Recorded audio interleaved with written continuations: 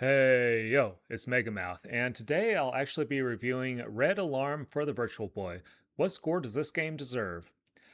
Well, Red Alarm is the very first Virtual Boy game I ever remember playing back at Service Merchandise retailer that used to exist in the 1990s. And I got to play this one on the display unit at the store. And man, I really remember loving the game back then. Basically, it was like Star Fox before Star Fox was a thing. And replaying this one now, I was shocked to see it looks like it's actually made by TNE Soft. They're also the guys that made the Virtual Boy golf game, as well as like the Nintendo 64 golf game. And it's very unexpected that the same software developer that would make a relatively simple golf game would also be responsible for kind of like a futuristic space shooter as well. So I'm actually surprised the game turned out as well as it did, at least through my retrospective rose tinted glasses, as they say. This game, I remember loving it when I played it on the demo unit. I thought it was the neatest, like greatest thing ever. Playing it though in modern times, it's not as good as I remember it being. The nostalgia is not as strong for this one as I actually would have hoped. Honestly, the wireframe graphics, tongue tied, the wireframe graphics, they don't hold up really honestly at all anymore.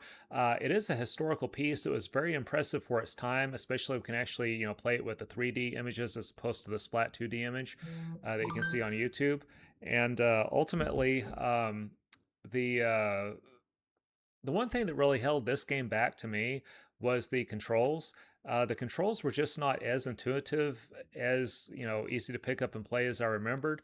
After about an hour, you kind of get used to it, but to me, it was a disappointment because the main thing that held this one back from being really fun to me this time, like 30 years later, is the controls. So ultimately, I think, the controls held it back a lot more than like the red and white graphics, the wireframe graphics. Once you get going with it a bit, once you get used to the controls, it does become a lot more fun. But still, it is a historical piece, a product of its time. It really doesn't hold up anymore nowadays. I mean, I still think it could be fun to a person that especially owned it and played it and loved it back in the day, or has any memories of it whatsoever from 30 years ago. Would any new kids currently love it today that would pick it up and play it? No, not really. It's one of those things that they might have just a few minutes of enjoyment with it before moving on to something else. And ultimately, I would say that this game, even well, it was basically one of the Virtual Boy's greatest releases back when it released in the mid 90s.